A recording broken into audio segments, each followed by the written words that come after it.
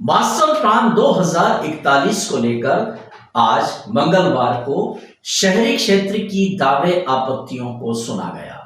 पूर्व विधायक और प्रदेश भाजपा प्रवक्ता यशपाल सिंह सिसोदिया ने भी मास्टर प्लान 2041 को लेकर अनेक आपत्तियां प्रस्तुत की। मास्टर प्लान 2041 एक मास्टर प्लान न होकर बवाल का केंद्र हो गया है। आज दूसरे दिन शहरी क्षेत्र की दावे आपत्तियां सुनी गई। पूर्व विधायक यशपाल सिंह सिसोदिया कई सारी आपत्तियों को लेकर, चूंकि उन्हें भी यहां आपत्तिकर्ता के नाते नोटिस दिया गया था, तो वे भी यहां पर उपस्थित हुए और अन्य अनेक दावे आपत्तियों को पेश करने वालों के साथ उन्होंने भी अपनी आपत्तियां प्रस्तुत की। साथ ही उन्होंने मीडिया से चर्चा करते हुए बताया कि यह मास्टर प्लान, जिसमें तमाम तरह की विसंगतियां हैं, जनप्रतिनिधियों ने इसके खिलाफ अपना विरोध दर्ज किया है। बावजूद इसके इस मास्टर प्लान को यदि लागू कर दिया जाता है तो मंदसौर क्षेत्र के लिए यह एक बहुत बड़ा अभिशाप होगा। उन्होंने कहा कि तेलिया तालाब को लेकर एनजीटी और सुप्रीम कोर्ट में जब मामला चल रहा है, तो ऐसे में किस प्रक्रिया के तहत तेलिया तालाब के आसपास के क्षेत्र को मास्टर प्लान में लिया गया है। उन्होंने यह भी बताया है कि यशनगर, मेघदूत नगर और इस क्षेत्र की जो केशव कुंज कॉलोनी है, यदि ये तमाम कॉलोनियां मास्टर प्लान 2041 की जद में आ रही हैं तो एक बहुत तूफानी परिवर्तन शहर में होगा। क्या सैकड़ों मकान तोड़े जाएंगे या जो मकान बनने जा रहे हैं वे नहीं बन पाएंगे? कई तरह के सवाल हैं। साथ ही पुलिस लाइन और मेडिकल कॉलेज के भी निर्मित भवनों पर इस मास्टर प्लान 2041 में संकट आ सकता है, ये भी उन्होंने बात को यहां पर रखा है। साथ ही उन्होंने आरोप लगाया है कि इस मास्टर प्लान में विकास को लेकर के कोई भी अवधारणा स्पष्ट नहीं की गई है। तो कहा जा सकता है कि मास्टर प्लान को लेकर जिस तरह का चौतरफा विरोध चल रहा है, उसी विरोध की श्रृंखला में आज बड़े ही सशक्त तरीके से पूर्व विधायक यशपाल सिंह सिसोदिया द्वारा इस पूरे मास्टर प्लान को एक सवालिया निशान के घेरे में खड़ा कर दिया है। अब देखना है कि मास्टर प्लान 2041, जिसके खिलाफ तकरीबन सभी जनप्रतिनिधि हैं, ये लागू होता है या नहीं। ये तमाम दृश्य कवरेज किए हैं हमारे संवाददाता रमेश चौहान ने और पूर्व विधायक श्री सिसोदिया से चर्चा की है। मेरी अपनी जिंदगी का यह चौथा मास्टर प्लान है। जब नगरपालिका अध्यक्ष था तब भी एक मास्टर प्लान आया था। फिर जब विधायक की भूमिका में आ गया था 2008 में, उसके बाद 2011 में भी एक मास्टर प्लान आया है। 2035 का भी ड्राफ्ट मास्टर प्लान मेरे सामने आ चुका था, लेकिन आचार संहिता के कारण से वो 19(2) के धारा के अंतर्गत तब्दील हो गया था। और चूंकि अब 2035 की हम इसलिए बात नहीं करेंगे, 2035 का जो ड्राफ्ट था वो शून्य हो गया। अब हम 2041 की बात कर रहे हैं। तो 2041 का जो मास्टर प्लान प्रपोज हुआ, उसको होने के बाद जो ड्राफ्ट आया मैदान में, जो बाजार में गर्माहट आई है, उसके कारण से प्रदर्शन, घेराव, आंदोलन, चक्का जाम, गधे घोड़े की रैलियां आदि सब आ गया। तो लोगों के मन मस्तिष्क में शंकाएं हैं, आशंकाएं हैं, भय है, डर है। जनता भी जानना चाहती है, जनप्रतिनिधि भी जानना चाहते हैं कि अधिकारियों ने, विशेष करके टीएनसीपी की, टाउन एंड कंट्री प्लान के अधिकारियों ने जिस प्रकार से स्क्रेच किया, जिस प्रकार से ड्राफ्ट तैयार किया, उस ड्राफ्ट में विसंगतियों को लेकर के मैंने बिंदुवार आपत्तियां लिखित में भी दी है। और आज चूंकि मुझे सूचना पत्र मिला था, तो मैं उस सूचना पत्र के आधार पर फरियादी के रूप में अपनी आपत्ति दर्ज कराने के लिए 2 विषयों पर आया था। एक, मैंने जनरल पूरी आपत्ति दर्ज करी है। नगरपालिका ने भी कॉलोनी काटी, उसको विधिवत रूप से अनुमति मिली, लेकिन कई मकानों को नीला नीला कर दिया, ग्रीन ग्रीन कर दिया। अब जिस व्यक्ति ने मकान बनाया, जिस व्यक्ति ने प्लाट लिया है, उसने कॉलोनाइजर की अनुमतियां प्राप्त करके लिया। वो एनक्रोचर नहीं है, वो अतिक्रमक नहीं है, शासकीय भूमि पर भी अतिक्रमण नहीं है। मेरे भी मकान को उसमें डाला गया है। मेरा भी मकान, केशवकुंज के भी मकान, यशनगर के भी मकान 2004-05 से लेकर के 2035 के ड्राफ्ट तक ग्रीन बेल्ट से बाहर थे। ये 2041 में ग्रीन कैसे हो गया?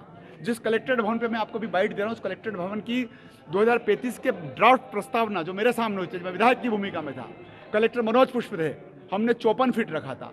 आज आप 100 फीट कैसे कर रहे हो, और अगर आज 100 फीट कर रहे हो तो सबसे पहला असर पड़ेगा मेडिकल कॉलेज का वह अस्पताल जो ट्रामा सेंटर के रूप में बनने के लिए जमीन रिक्त की गई है। पुलिस कॉलोनी का नया निर्माण चल रहा है, वो भी इसमें डैमेज होगा, वो तो हो गया सरकारी।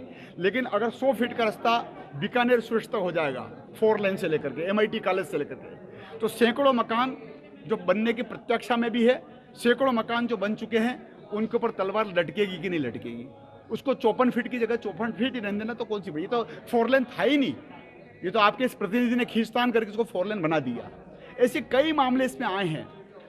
2035 के ड्राफ्ट में किसान जो कुमाऊं समाज के अधिकांश है, रेवास देवड़ा रोड जिस पर अनेक स्कूल बन गए हैं, जिस पर होटलें बन गई है, जिसके ऊपर रिसोर्ट बन गए हैं, उसी का पार्ट अगर 2035 में हमने प्रस्तावित किया था, 60% एरिया हमने किसानों के लिए आवासीय के लिए छोड़ दिया था।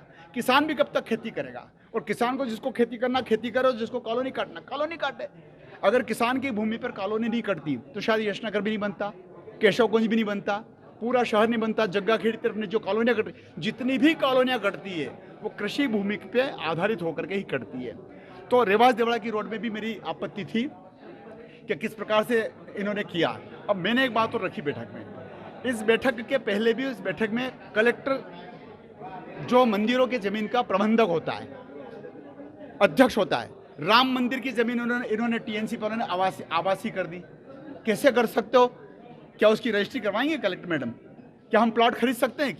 क्या जिला प्रशासन राम मंदिर की भूमि को कॉलोनी काट सकता है क्या? पुलिस अधीक्षक तत्कालीन अनुराग सुजानिया, अगर वो मेरे साथ जाते हैं, मैं विधायक की भूमिका में, अभिनंदन नगर क्षेत्र के लिए नया थाना बन जाए, नई चौकी बन जाए, उसके लिए संजीत का जो नया ओवरब्रिज बना लक्ष्मीबाई, उसके ठीक नीचे हमने जाकर के जमीन चिन्हांकित करी है कि ये जमीन हमको आवंटित कर दिया जाए। आवंटित हुई, बोर्ड लग गया, TNCP ने उसको ग्रीन कर दिया। नगर पालिका परिषद को कलेक्ट्रेट के वर्तमान इस भवन के बदले में मैंने स्वतंत्र कुमार सिंह कलेक्टर से कहकर के 35-40 बीघा जमीन काला भाटा पे दिलवाई। काला भाटा पर उस जमीन को आमोद प्रमोद के लिए नगर पालिका को आवंटित हुई है। नगर सुधार न्यास ने उस आमोद प्रमोद की जगह को, जो अटल सागर जिसको बोलते हैं काला भाटा उसको बोलते हैं, उसको आवासीय कर दिया। अब जो बच्चों के मनोरंजन के लिए पिकनिक स्पॉट के लिए जगह आवंटित की गई है, क्या नगर पालिका में आवासीय कॉलोनी काट सकती है क्या? इस प्रकार से कुछ विसंगतियां आई है। नगर पालिका ने भी आपत्ति करी लिखित में, नगर पालिका के अध्यक्ष ने आपत्ति करी है, नगर पालिका के जो है मिस्टर धारवे AE मुख्य नगर पालिका अधिकारी, उन्होंने भी आपत्ति करी है। तो इस मास्टर प्लान में आपत्ति करता सिर्फ किसान और यशपाल सिसोदिया और आप और हम नहीं है। आपत्ति इसमें कलेक्टर महोदय को भी होना चाहिए, SP महोदय को भी होना चाहिए, नगर पालिका ने भी करी है। क्योंकि जिस प्रकार से 2041 का मास्टर प्लान का खाका तैयार हुआ है, और मैंने अभी अधिकारियों से कहा है, यहाँ से जनप्रतिनिधियों की बात, जनता की बात अगर नहीं मानी गई और आपने इसको बिना किसी उसके कर दिया पास, सोच विचार के चिंतन के बाद, और अगर भोपाल चला गया और भोपाल वाले भी अगर मोहर लगा देंगे तो 2041 का मास्टर प्लान पास हो जाएगा। मेरा ये भी कहना था, मेरा दर्द भी है कि 2041 के पूरे मास्टर प्लान में पूरे विकास की कोई खाका तैयार नहीं है। अगर आप 2035 का प्रस्तावित ड्राफ्ट मेरे समय का मास्टर प्लान देखेंगे जो मैंने मनोज पुष्प के साथ बनाया था, तो 2035 में मंदसौर शहर की आगे रणनीति क्या होगी डेवलपमेंट की, उसके बारे में कोई ध्यान नहीं दिया। कहाँ नए स्टेडियम बनेंगे, कहाँ नया शिक्षा का केंद्र आएगा, कहाँ बच्चों का मुक्तिधाम बन सकता है, कहाँ कब्रिस्तान बन सकता है, कहाँ नया एक और मुक्तिधाम बनेगा अंतिम संस्कार के लिए, कहाँ किस प्रकार से शासन की नई नई योजनाएं स्थापित कर सकते हैं, ऐसा कोई 2041 के ड्राफ्ट में इन्होंने छोड़ दिया। जिस वार्ड में, जिस गली में, जिस शहर में, जिस मुकाम पर मैं आपसे बात कर रहा हूँ, यहाँ पर 22 रोड दे दिए, 22 MR और SR, मेजर रोड और मध्यम मार्ग। ऐसा कौन सा इस वार्ड नंबर 39 के कलेक्ट्रेट भवन और मेडिकल कॉलेज के आसपास इतनी सड़कों की कहाँ आवश्यकता है? क्या पूरा शहर ही आ गया क्या? सड़कों का विस्तारीकरण समग्र रूप से चौतरफा होना चाहिए। 22 सड़कों का निर्माण अगर इसी क्षेत्र में हो जाएगा तो ये तो मैं तो समझता हूँ इंदौर में भी ऐसा किसी एक वार्ड में नहीं हुआ होगा, भोपाल के भी किसी एक वार्ड में नहीं होगा, किसी एक क्षेत्र में नहीं होगा। ये सारी चीज़ें हमने राइटिंग में भी दी है, और अपना प्रेजेंटेशन आज एक व्यक्ति के नाते, एक पूर्व जनप्रतिनिधि के नाते, जागरूक नागरिक के नाते मैंने प्रशासनिक अधिकारियों के बीच में, TNCP अधिकारियों के बीच में कही है। बहुत बहुत धन्यवाद।